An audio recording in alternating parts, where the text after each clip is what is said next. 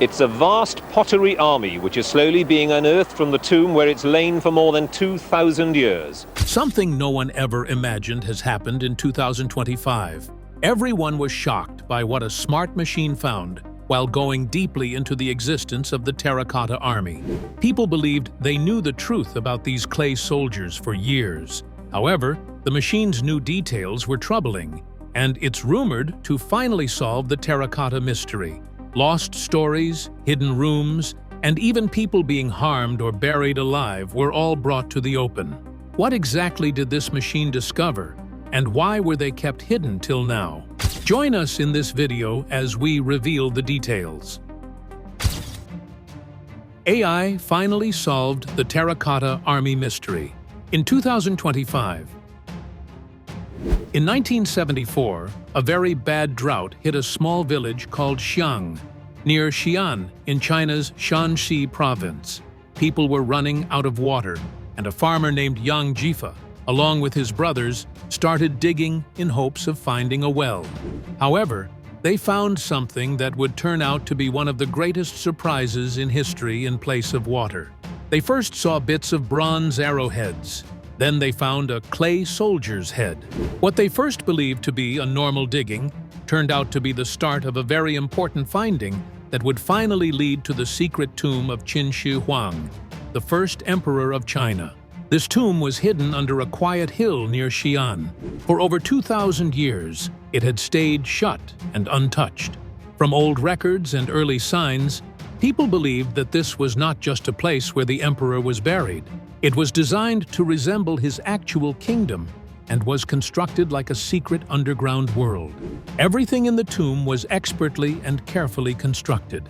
The emperor's tomb demonstrated his strength and his desire to maintain his prominence even after his death. Over 700,000 people reportedly contributed to the construction of this tomb. They were laborers, artists, and even inmates. They were employed for many years, possibly decades. The tomb was like an underground palace, not just a place to bury someone. It was designed to resemble the emperor's realm and featured rooms, towers, small valleys, and simulated hills. One strange thing about the tomb was the rivers inside it. The people who built the tomb used mercury instead of water to make these rivers. Back then, people thought mercury had magical powers. These mercury rivers moved through secret pipes and tunnels. They were made to look like real rivers that could flow forever. The ceiling of the tomb was covered in shiny stones and pearls. These were meant to look like stars in the sky. Everything inside the tomb was made to help the emperor keep ruling, even after he died. To keep people from stealing or getting inside, the emperor used smart traps. These included crossbows that would shoot by themselves, poisonous tunnels, and hidden pits. In 2025, advanced AI tools may have cracked the Terracotta Army mystery. By scanning hidden data and reading ancient clues, AI found new links and patterns that changed how we see the tomb. Some now believe the warriors weren't just guards, they were part of a bigger plan, filled with fear and secrets. All this started because someone was just digging for water.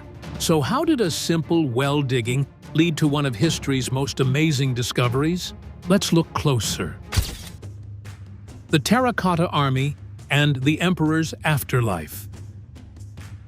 The more terrifying elements of the Emperor's vision are also mentioned in reports. It is generally accepted that Qin Shi Huang was buried with alive concubines who were unable to conceive, as well as obedient ministers and guards. It was believed that their service in the afterlife was just as important as their roles in this life. The emperor's desire for control and loyalty, which persisted after his death, was highlighted by this practice. Following the emperor's death, nature reclaimed the burial mound and turned it into a peaceful hill. Its original intent was either forgotten over time or possibly purposefully left unaltered, either out of respect for the emperor's wishes or fear of its traps. However, the Terracotta Army, discovered adjacent to the main tomb, demonstrated that the underground complex was far more expansive than previously believed. Yang Jifa and his brothers made the accidental discovery of thousands of life-sized clay soldiers, each with unique armor, weapons, and facial features. These statues weren't your typical ones. They were appointed guardians to serve and keep the emperor safe forever. One of the first experts to examine the discovery was archaeologist Zhao Kangmin, who saw its importance right away. Along with clay horses and chariots, the figures were arranged in formations that resembled military ranks. Each sculpture was distinct and displayed a high level of realism and craftsmanship. This was a full-scale model of an operational imperial army, not merely a burial guard. The use of antiquated technology, which even contemporary experts find difficult to explain, is among the most fascinating aspects mentioned in reports. A coating that stops rust for more than 2,000 years was rubbed on the weapons found with the Terracotta Army. Scientists were shocked by this level of safekeeping because such ways were not known at the time. To add to this, the site style shows a big hold of science and engineering. The tomb was a technological marvel for its time, and the emperor's obsession with immortality extended to making sure that no detail was left to chance. Even now, Qin Shi Huang's actual tomb is still sealed, despite the significance of the discovery. The Chinese government has chosen not to open it, saying they were worried about changing the site and other possible damages because of the high levels of mercury found after checking the soil.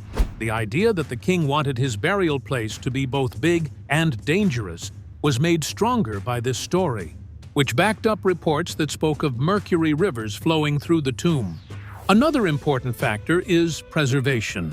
The terracotta warriors' original paint started to flake and fade when they were first discovered because of air exposure. Until technology advances enough to properly preserve such artifacts, the government has chosen caution over curiosity. The world can only guess what is inside the tomb that is not opened for the time being.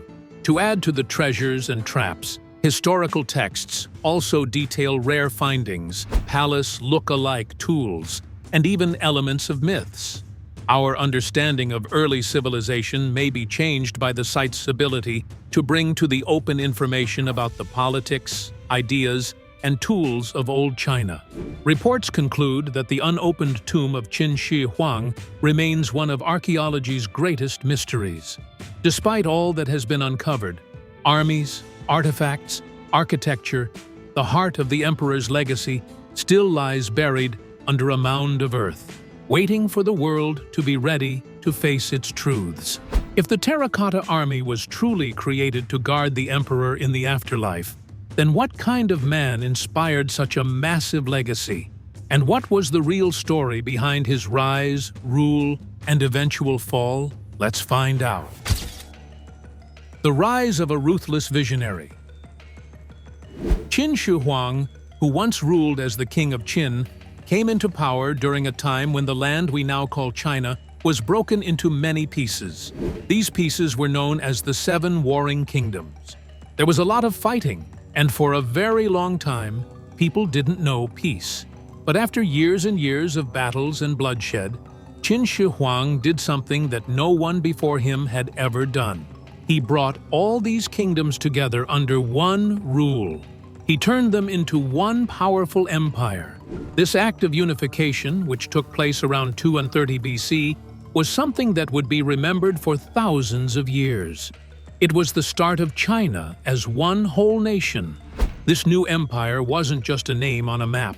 It was carefully planned and organized. Qin Shi Huang didn't just want power. He wanted control. He wanted order. And so he made sure that the same language, the same money, the same laws, and the same way of doing things were used all across the land. He tore down the old ways that divided people and put in place new systems that would keep his empire strong. Everything had to follow his rules. Even the way people measured things was made the same everywhere. But as powerful and wise as he was, there was another side to this emperor. As he got older, something started to change in him. He became very afraid. He was scared of death. He didn't want to leave this world. He didn't want to lose the power he had worked so hard to get. This fear of dying began to take over his mind. It filled his thoughts and guided his actions. Because of this fear, Qin Shi Huang began to look for ways to live forever. He sent people all over the land to find magical potions or secret places that might give him eternal life. Some of these so-called medicines were made with mercury. Back then, people believed mercury had special powers. But what they didn't know was that mercury is very poisonous. The more he took it, the more it began to harm his body and his mind. It slowly made him sick. Some people believe that this is what caused him to act in strange and cruel ways toward the end of his life. If Qin Shi Huang's rise and rule were marked by power and vision, then how did everything unravel so quickly after his death? And what dark truths emerged in the brutal struggle that followed? Stay tuned for more. The chaos after death and an unshakable legacy. Things weren't going well when Qin Shi Huang passed away in 210 BC. At first, his death was kept a secret. When people learned that the emperor was no longer there, they feared that enemies would attack. Even worse, though, was what followed. Who would replace him was the subject of a fierce argument. Fu Su was the son of Qin Shi Huang. He was slated to succeed the emperor. However, a number of influential court officials opposed Fu Su's accession to the throne. They thus committed a horrible act. They composed a fictitious message and claimed it was from the emperor. The message instructed Fu Su to end his own life. It looked like he had been shot by arrows. This meant that he had been murdered. It was a lie that led to his death. The people who made this happen wanted the youngest son, Ying Huimin, to become emperor. But Ying Huimin turned out to be even worse than anyone had feared. He didn't just take the throne. He destroyed everything and everyone that could stand in his way. He had his brothers and sisters' lives taken. He had people who had served his father well put to death. He even took the lives of many of the women in the palace, those who had been his father's concubines. These women were buried in a terrible way. Archaeologists later found the graves of 98 women near the emperor's tomb. Many of them showed signs of cuts and injuries. Some even had their hips broken or signs of being stabbed. It was a dark and bloody time, but even with all the madness and cruelty that came after, people never forgot what Qin Shi Huang had done. He had taken a land full of fighting and turned it into one nation. He had created systems that helped the country stay strong. He had started the building of the Great Wall, and his tomb was one of the largest and most amazing in the world. Even though his rule was filled with fear and harsh control, the idea of a united China stayed alive. Qin Shi Huang's story is a mix of greatness and terror. He was a man who built an empire but couldn't escape his fear of death. He was a leader who brought order but also brought pain. And even though his time as emperor ended long ago, his influence can still be felt in the country he helped shape. If Qin Shi Huang could conquer warring kingdoms and bring them under one rule, one question still remains. How did he manage to bring order to their scattered economies? And what steps did he take to make his empire truly work as one? Let's learn more. The emperor's bold plan that quietly changed China's economy. In 260 BC, Qin Shi Huang became the first emperor of a united China. But he had more in mind than merely using force and armies to govern. His plans were more ambitious. His goal was to unite China's disparate regions and make life easier and better for everybody. He accomplished this, in large part, by altering the way the economy operated. He needed to improve trade, roads, and money in order to give people the impression that they were a part of a single, powerful nation. Each area used a different type of currency back then. The appearance of some coins varied. Some had distinct shapes. Some had different values. This made trading goods very hard. If a farmer from one place wanted to sell rice to someone in another place, it was a big problem. The money didn't match. Prices were confusing. People didn't trust other coins. It slowed down trade and made things messy. So Qin Shi Huang did something smart. He created one type of coin for everyone in the country. It was called the banliang. This was a round bronze coin with a square hole in the middle. Everyone had to use it, no matter where you were, from the east to the west, from north to south. This was the only money allowed. People didn't have to guess what something cost anymore. They didn't need to trade with old coins. It made buying and selling faster and easier. By making this new money, Qin helped businesses grow. He also made taxes easier to collect. Before, tax workers had to deal with many kinds of coins. Now, they just had to handle one. That saved time and trouble. And with more taxes collected, the emperor had more money to build and protect the empire. But he didn't stop there. Qin Shi Huang also spent a lot of money on big building projects. One of the biggest was the Great Wall. He ordered this huge wall to be built across the northern part of China. Its job was to keep out enemies, but it also helped the economy. How? By keeping trade roads safe. Merchants could travel with their goods without being attacked. This meant they could go farther, sell more, and bring back rare items from faraway places. Building the Great Wall was very expensive. Today, people say it would cost about $95 billion. That's a huge amount. But the wall was important, not just for safety, but also for jobs. Thousands of workers were hired. They got food, shelter, and tools.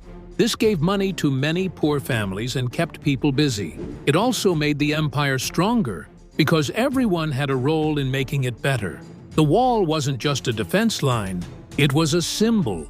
It showed that the emperor could do big things. It reminded everyone that the empire was powerful and would last a long time. Even today, people find old coins and objects from Qin Shi Huang's time. One silver coin with his seal on it sold at an auction for $334,000. That shows how valuable and special these items still are. They remind people of a time when big changes were made that shaped the country's future. Qin Shi Huang believed that for a country to be truly strong, it wasn't enough to have soldiers and walls. The people had to feel that life was better and easier. When people could trade freely and use the same money, they could grow their businesses. Farmers could sell their crops more easily. Merchants didn't have to worry about changing money all the time. Families traveling from one city to another could pay for food or shelter without trouble. All of this made daily life better and helped the country grow. He also knew that roads were very important, so he built new roads that connected the cities in his empire. These roads made it faster for the army to move and protect the land. But they also helped people travel more easily for trade, work, or visiting family. With better roads and the same kind of money, the country started to feel like one big, united place, instead of many small, separate parts. The new coins were not just useful, they also sent a message. They reminded people that there was one emperor, one ruler, and one country. This helped people understand that they were now part of something bigger. They were citizens of a powerful empire, and that gave them a new sense of pride and identity. Over time, Qin Shi Huang's changes became the foundation for the Chinese economy.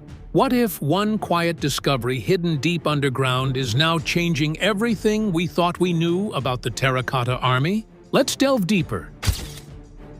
A discovery that still amazes the world.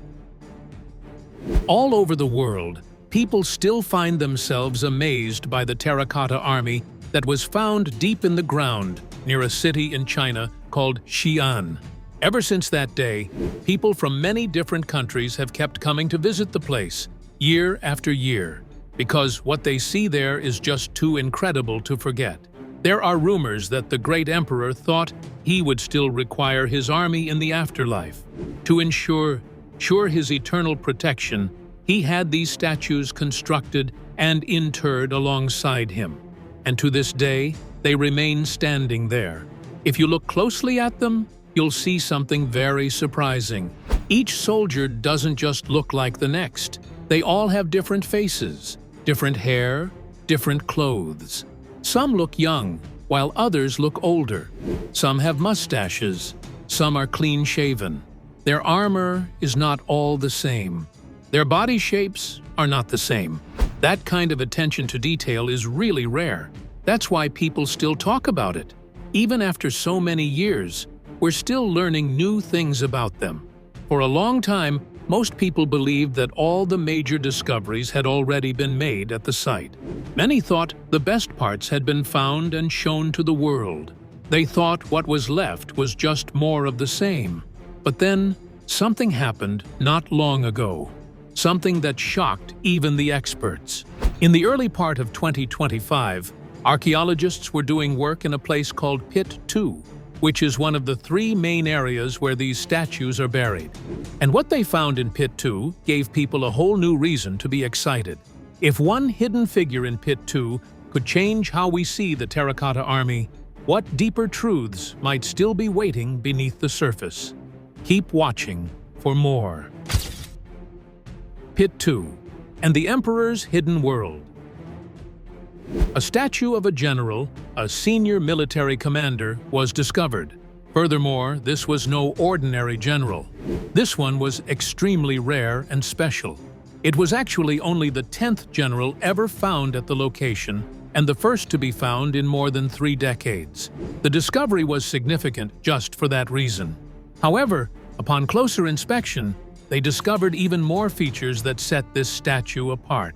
Compared to the other soldiers, the general was taller. He was wearing a very serious expression. His armor was much more artistically and meticulously designed. Compared to previous headgear, his hat was a significant departure. The way his hands were shaped, the way he stood, it all showed that this man had power and importance. You could tell just by looking at him that he was not a regular soldier. He was someone who gave orders and led others. But that wasn't the only thing that made the find even more interesting. Around the general, they also found clay musicians and dancers. Yes, clay figures shaped like people who play music and perform. That had never been found in that part of the site before. These were not warriors. These were people who were there for entertainment, maybe to perform for the emperor in the next life. That changed everything experts thought they knew about Pit 2. For many years, Pit 2 was seen as a small and not so interesting part of the whole burial site. People thought the real story was in Pit 1, which is the biggest pit and holds rows upon rows of soldiers, chariots, and horses. But now, it turns out Pit 2 might actually be just as important, or maybe even more so, in helping us understand what the emperor really wanted for his afterlife. What this shows us is that Pit 2 wasn't just filled with regular troops. It had elite units, high-level officers, and even performers, just like the emperor's real-life court. This makes the entire site feel more real, more like a mirror of his living world. It wasn't just about war. It was about life, with all its pieces: military power, entertainment, and order. The emperor was building a version of his world beneath the ground, so he could keep living in it forever. The way these new statues were made is also something people can't stop talking about. The craftsmanship, which means the way the clay was shaped and the details were added, is simply incredible. Every aspect of the statue's construction was done by hand. The shape of their fingers, the way their clothes are folded, and even the slight creases in their shoes all show how well they've been cared for. It took time for the people who made these figures. They moved slowly. They took a loving, considerate, and deeply respectful approach to their work. They were doing more than just building statues. They were helping to leave a legacy behind.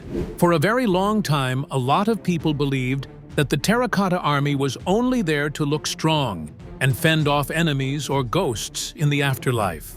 But now, thanks to this new discovery, that idea is changing. The army was not only built for defense, it was built as a full representation of the emperor's world. These figures, soldiers, leaders, musicians, show that the emperor didn't want to be alone or forgotten. He wanted his next life to look and feel just like the one he had lived in power and greatness. Today, as more and more of the site is studied and uncovered, people all over the world are paying attention. Everyone has been reminded that much more needs to be discovered after the general was found in Pit 2. There might be more stories, more secrets, and more statues waiting underground. Researchers can now look deeper and work more meticulously than ever before, thanks to new tools and technology. The puzzle gets bigger with each new statue they discover. Each fragment gives us insight into the emperor's beliefs, aspirations, and dreams, in addition to what life was like at the time. If the Terracotta Army showed us the mighty reach and ambition of Qin Shi Huang, could the quiet discovery of another ancient tomb reveal a different side of China's royal past? Let's find out. Another discovery that changed history. Something shocking happened in the southern Chinese city of Guangzhou in 1983. While digging at a building site, workers found a strange object in the ground. When experts came to check what it was, they found out that they had found a big and very old tomb. It had been hidden for more than 2,000 years. This tomb turned out to belong to Zhao Mo, the second king of the Nanyue kingdom, a place in ancient China that many people had forgotten about. When the tomb was opened, over 1,000 objects were found inside. These items gave new clues about the people who once lived there. For a long time, many believed that southern China was mostly filled with uncivilized groups back then. But what they found told a different story. The items included bronze mirrors, musical tools, jade jewelry, dishes from other places, and even cooking pots. This showed that the Nanyue people had a rich culture and traded with many other lands. One of the most amazing things found was Zhao Mo's burial suit. It was made completely out of small jade pieces, which were tied together, not with gold or silver like in other royal tombs, but with silk thread. Researchers were taken aback by this detail. It was not what they were used to seeing. It also demonstrated Zhao Mo's desire to be regarded as a significant and strong monarch, perhaps even on par with the Han Empire's rulers. This was significant because, at the time, only the most important members of the royal family were buried in jade suits. The tomb also held the remains of at least 15 other people. These were believed to be sacrificed to serve Zhao Mo in the afterlife. Some were women who played music or served in the palace. Others may have been his wives or servants. What's interesting is that the Han Empire had already banned human sacrifice many years before. So finding these bodies showed that Nanyue followed its own rules, or maybe ignored the Han laws on purpose. This mix of Han traditions with local customs made the Nanyue kingdom stand out. A small jade stamp found in the tomb had Zhao Mo's name on it. This confirmed who the tomb belonged to. Later, old writings proved that Zhao Mo was the grandson of Zhao Tuo, a Han soldier who broke away from the falling Qin dynasty and started the Nanyue kingdom. His rule covered parts of today's southern China and even northern Vietnam. This kingdom lasted nearly 100 years before the Han Empire took it back. Records say Zhao Mo often claimed to be sick to avoid going to the Han court. Some medicine bottles found in the tomb hint that he may have used strong pills that could have hurt his health. Because of his illness, or maybe for smart political reasons, he sent his son instead. But that son was then held as a hostage by the Han, showing the tense relationship between the two powers. The things found in the tomb also show that the Nanyue kingdom had trade ties with faraway places long before the famous Silk Road began. Some items even came from places as far as Southeast Asia, or maybe the Mediterranean. This means that southern China had contact with the outside world much earlier than most people thought. Even though the jade suit showed Zhao Mo's royal pride, it was likely hidden during his time to avoid making the Han Empire angry. In the end, the discovery of Zhao Mo's tomb changed what people thought they knew about early southern China. What do you think about the Terracotta Army mystery? Share your thoughts in the comments section below. Thank you for watching this video. We hope you found it interesting. Don't forget to like and subscribe.